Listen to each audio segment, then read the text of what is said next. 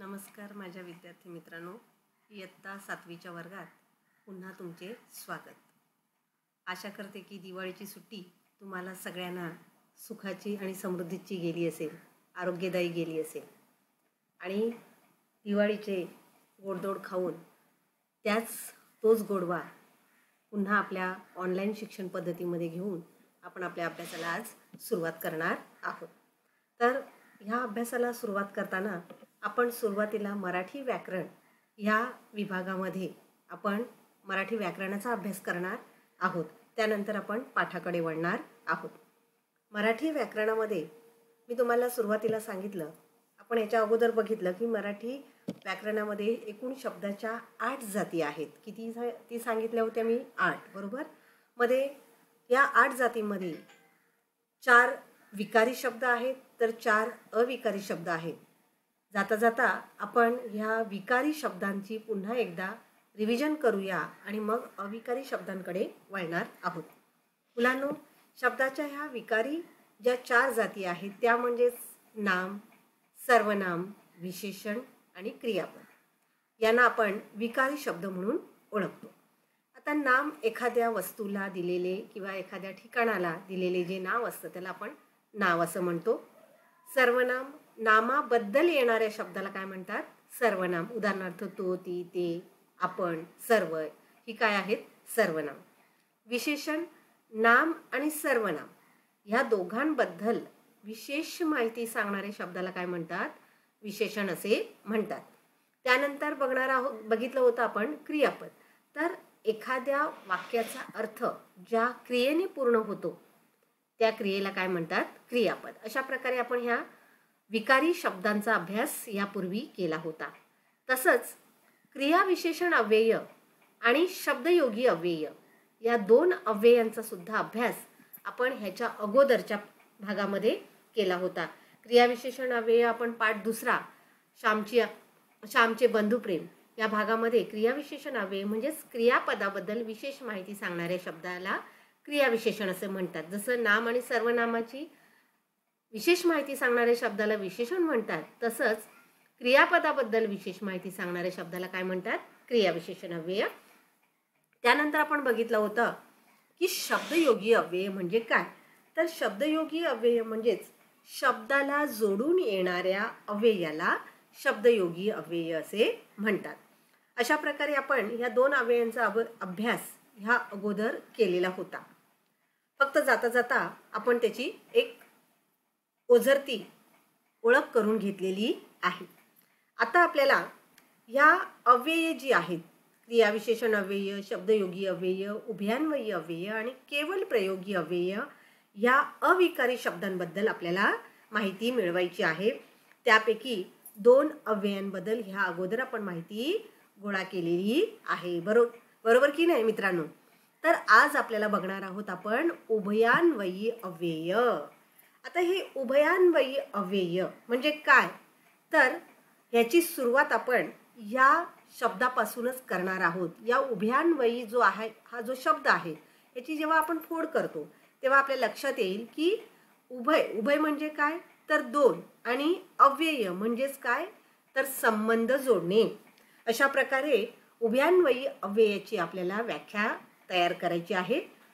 या अव्यय प्रकारामध्ये उभय म्हणजेच 2 तर अव्यय म्हणजे संबंध जोडणे असं आपण या शब्दाची फोड करून त्याची माहिती मिळवलेली आहे।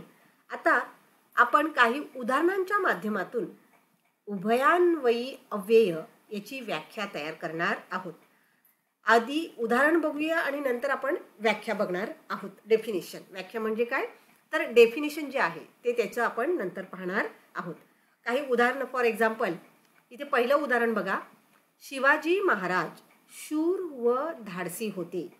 या पहिल्या वाक्यामध्ये शिवाजी महाराजांचे जे गुण आहेत, शूर आणि धाडसी, हे 2 गुण जे आहेत ते व या शब्दाने जोडले गेले आहेत।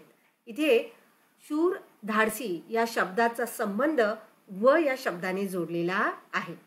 त्यानंतर दुसरं वाक्य बघा। विनयने पुस्तक आणि वही आणली। म्हणजे पुस्तक, वही हे जे 2 शब्द आहेत हे पाठ्यपुस्तकाच्या किंवा विद्यार्थ्यांच्या संदर्भात जे पुस्तकं वही जो शब्द आहे तो आणि ह्या शब्दांनी त्यांचा संबंध जोडला गेला आहे. तसंच काळ आला होता पण वेळ आलेली नव्हती. या ठिकाणी दोन वाक्य आहेत, काळ येणे आणि वेळ आलेली नव्हती. हे दोन वाक्य जी आहेत ती पण या शब्दाने जोडली गेलेली आहेत. म्हणजे त्यांचा संबंध जो आहे तो पण या शब्दाने जोडला गेला आहे. तसंच चौथं वाक्य बघा, साधू अंगाराने प्रसाद द्यायचे. साधू काय द्यायचे तर अंगारा, आणखीन काय द्यायचे प्रसाद. म्हणजेच अंगारा प्रसाद द्यायचे असं नाही तर अंगारानी ह्या शब्दाने त्यांचा संबंध दाखवला गेला आहे. म्हणजेच अंगारा आणि प्रसाद या दोन शब्दांना नी या शब्दाने जोडले गेलेले आहेत, त्यांचा संबंध दाखवलेला आहे. मी वर्गात शिरलो हे एक वाक्य झालं.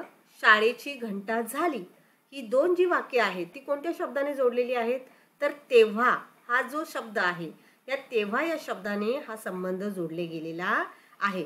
मग विद्यार्थ्यांनो ह्या पाचही वाक्यांमध्ये बघा व आणि पण नी आणि तेव्हा ह्या शब्दांनी दोन शब्द किंवा दोन वाक्य जोडली गेलेली आहेत. म्हणून यावरून आपण उभयान्वयी अव्ययाची व्याख्या कशी तयार केली बघा. वरील वाक्यात, वरील म्हणजे काय, वरती जी 5 वाक्य दिलेली आहेत त्या वाक्यामध्ये आणि व पण तेव्हा ही उभयान्वयी अव्यय आहेत. ही काय आहेत, उभयान्वयी अव्यय आहेत, कारण त्यांचा संबंध दोन शब्दांशी किंवा दोन वाक्यांशी जोडला गेलेला आहे. कारण ती दोन वाक्य जोडण्याचे किंवा दोन शब्द जोडण्याचे काम करतात.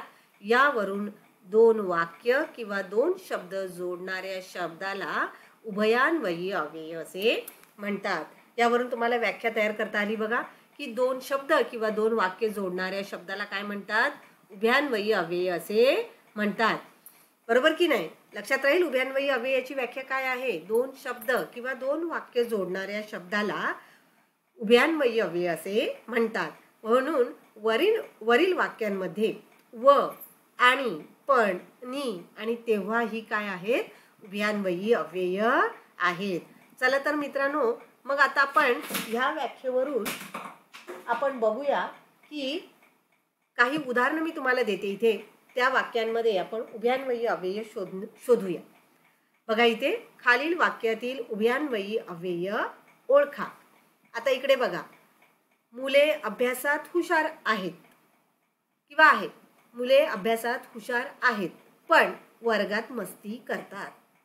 अभ्यासात हुशार असणं हा एक सेंटेन्स झाला आणि मस्ती करणं हा दुसरा सेंटेन्स झाला. पण ही दोन्ही वाक्य पण या शब्दांनी एकत्र आलेली आहेत. म्हणून मी त्याला बोल्ड केलेला आहे बघा पण, आणि त्याला खाली अंडरलाईन सुद्धा केलेली आहे. यावरून पण हे काय आहे, बरोबर उभयान्वयी अव्यय आहे. त्यानंतर दुसरं वाक्य बघा, मी घरी पोहोचलो परंतु घराला कुलूप होते. घरी पोहोचणं हे वाक्य वेगळं आहे, घराला कुलूप असणं हे वाक्य वेगळे आहे. आणि ही दोन्ही वाक्य परंतु या शब्दाने जोडली गेली आहेत. म्हणून या वाक्यामध्ये उभयान्वयी अव्यय कोणता आहे, बरोबर परंतु. तिसरं वाक्य बघा, तू आला नाहीस तर मी जाणार नाही.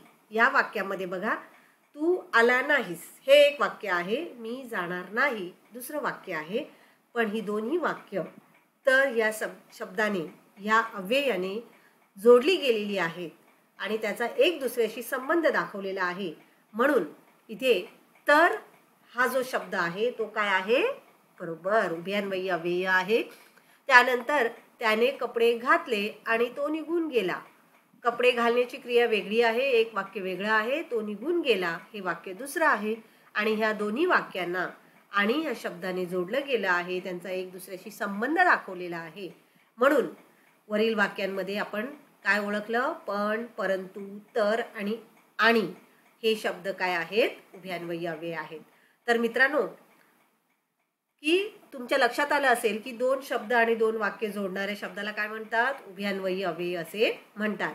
आज आपण फक्त उभयान्वयी अव्यय म्हणजे काय, ते कसं ओळखायचं ह्याच्याबद्दलच माहिती पाहणार आहोत. कारण शब्दयोगी अव्यय आणि क्रियाविशेषण अव्यय याची माहिती या अगोदर आपण घेतलेली आहे.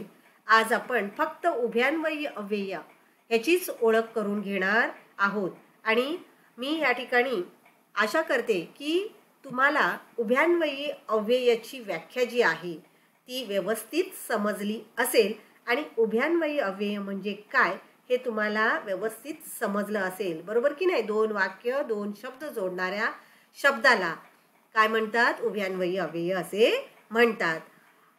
आज आपण इथेच थांबणार आहोत आणि उभयान्वयी अव्ययाची व्याख्या जी आहे ती व्यवस्थित पाठ करायची आहे. मी जी उदाहरणं दिलेली आहेत त्याच्यामध्ये मी बोल्ड केलेले आहे, अंडरलाईन केलेलं आहे ते शब्द जे आहेत, तसंच डेफिनेशन जे आहे ते तुम्ही तुमच्या वहीमध्ये लिहायचं आहे. सेमिस्टर 2 बरोबर की नाही? आणि आपण मराठी व्याकरणापासून आपल्या पुढच्या भागाला आता सुरुवात करणार आहोत. हे तुम्ही तुमच्या वहीमध्ये लिहून ठेवायचं आहे. मराठी व्याकरण उभयान्वयी अव्यय. कळलं? आज आपण इथेच थांबूया. धन्यवाद.